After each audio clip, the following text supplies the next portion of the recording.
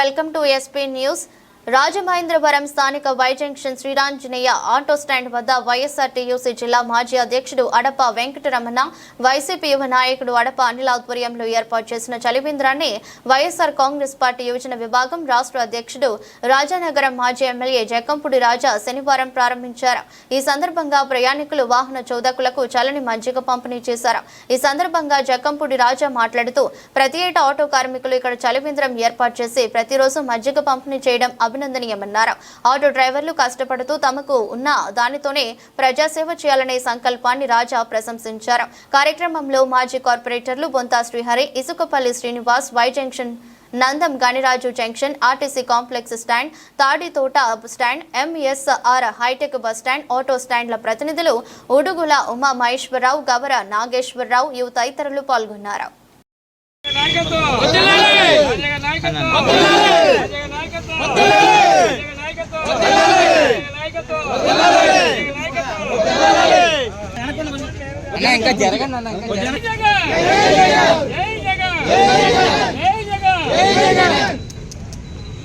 జై జక్కంపూడి, జై జక్కంపూడి.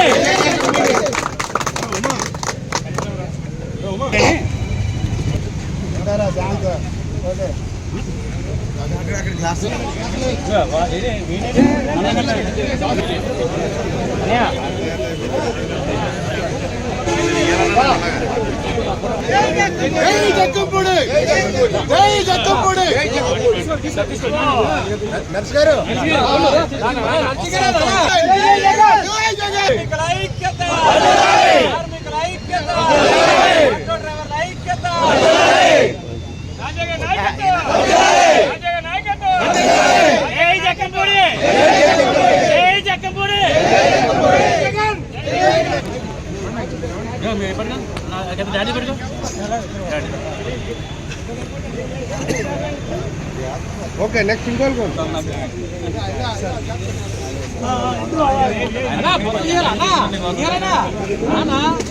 ఇది మన అన్న చేతులు తీయండి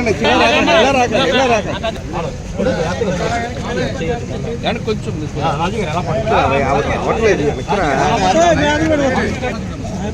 ఓకే.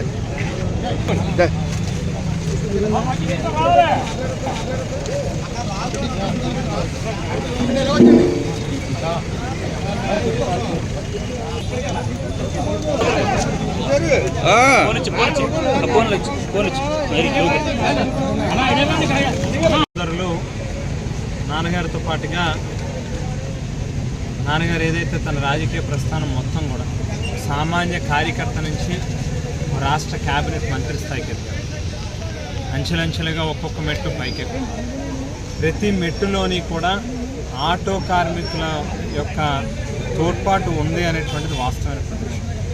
ఆ రోజు నుంచి కూడా మా కుటుంబంతోనే ఉంటూ ఏ కార్యక్రమం పిలిపించినా కూడా ప్రతి దాంట్లోని కూడా వారికి కూడా భాగస్వాములు అవుతూ వచ్చారు.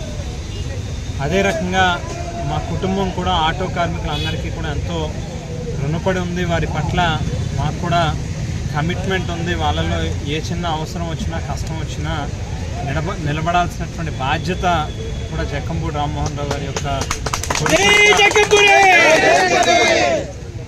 మరి ప్రతి సంవత్సరం క్రమం తప్పకుండా వారి సొంత ఖర్చులతో, సహజంగా ఆటో సోదరులు అంటే మనందరికీ తెలుసు, పొద్దు నుంచి సాయంత్రం వరకు కష్టపడితే ఇంటికో 100-200 రూపాయలు, మహా అయితే ఇంకొక 100 రూపాయలు తీసుకెళ్ళేటటువంటి పరిస్థితి. అదే సంపాదన మీద ఒక పక్కన కుటుంబాన్ని పోషించుకుంటూ వారి కష్టాలు, వారి ఇబ్బందులు వారే మోసుకుంటూ ప్రతినిత్యం మన రోజువారీ జీవితంలో ఒక సామాన్యుడి విషయంలో ముఖ్యంగా ఒక ప్రాంతం నుంచి ఇంకో ప్రాంతానికి వెళ్ళాలి అని అంటే ఆటోల కార్మికుల లేనిదే ఖచ్చితంగా మొత్తం అన్ని వ్యవస్థలు కూడా స్తంభించిపోతాయనేటువంటి వాస్తవం. మరి అటువంటి కార్మికులు, ఆటో సోదరులు క్రమం తప్పకుండా ప్రతి ఏడాది కూడా ఇక్కడ వీరాంజనేయ ఆటో కార్మికుల సంఘం ఏదైతే ఉందో చక్కటి చలివేంద్రాన్ని పెడుతూ అనేక మందికి చలివేంద్రం ద్వారా వేసవి కాలంలో మంచినీటి సదుపాయాన్ని కల్పిస్తాం. అయితే ఈవేళ ఈ ఏడాదికి సంబంధించి కూడా ఆ యొక్క శిబిరాన్ని, ఆ చలివేంద్రాన్ని ప్రారంభించుకోవడం జరిగింది. ఇక్కడ ఇప్పుడే ఆటో సోదరులు, కార్మికులు వారి యొక్క సమస్యలను కూడా చెప్పడం జరుగుతాం. గతంలో మనం చూసాం, జగన్మోహన్ రెడ్డి గారు ప్రతి ఏడాది కూడా వాళ్ళు ఏదైతే బ్రేక్ చేయించుకోవడానికి అవసరమైనటువంటి డబ్బుల్ని కొంత ప్రభుత్వం నుంచి సాయం చేయాల్సినటువంటి అవసరం ఉందనేటువంటి ఉద్దేశం, ఆవేళ సంవత్సరానికి 10,000 రూపాయలు ఆర్థిక సాయాన్ని అందించేటటువంటి ఒక గొప్ప కార్యక్రమానికి కూడా శ్రీకారం చుట్టడం జరిగింది. మరి వేళ సరే ఆటో సోదరులకి కొత్తగా ఏదో కిరీటాలు పెట్టమనో లేకపోతే కొత్తగా ఏదో సాయం చేయమనో అనేటువంటిది పక్కన పెడితే, తిరిగి ముఖ్యంగా ప్రతి ఏడాది ఏదైతే బ్రేక్ చేయించుకునేటటువంటి సందర్భం అనేక రకాల ఇబ్బందులకి గురి చేస్తూ ఉన్నారు. ఏదైతే సాంకేతికతని మనం అలవర్చుకోవాల్సినటువంటి అవసరం ఉంది. బట్ అదే సందర్భంలో ఆటో సోదరులు చాలా చిన్న వాళ్ళు, వాళ్ళని ఇబ్బంది పెట్టకుండా వాళ్ళు కూడా చాలా కమిటెడ్గానే ఎక్కడ ప్రయాణికులకి ఏ రకమైనటువంటి ప్రమాదాలు జరిగేటటువంటి పరిస్థితులు లేకుండానే జాగ్రత్తలు తీసుకుంటూ ఉన్నారు. అయినప్పటికీ కూడా ఏదో కొత్త రూల్స్ తీసుకొచ్చి, కొత్త మెషినరీలు తీసుకొచ్చి వాళ్ళ మీద రుద్దాలి, వాళ్ళని ఏదో రకంగా ఇబ్బంది పెట్టాలి, ఏదో ఒక చిన్న కారణం చూపించి 1,800, 2,000, 5,000 రూపాయలు పెనాల్టీలు వేయటం, ఫైన్లు కట్టించుకోవడం అనేటువంటిది ఏమాత్రం కూడా ధర్మం కాదు అనేటువంటి విషయాన్ని కూడా ఈ సందర్భంగా ప్రభుత్వం దృష్టికి తీసుకొస్తూ ఉన్నాం. ఏదైతే బ్రేక్ చేసేటటువంటి సందర్భంలో కొత్త టెక్నాలజీని తీసుకొచ్చి తద్వారా ఆటో కార్మికులను ఇబ్బంది పెడతా ఉన్నారు.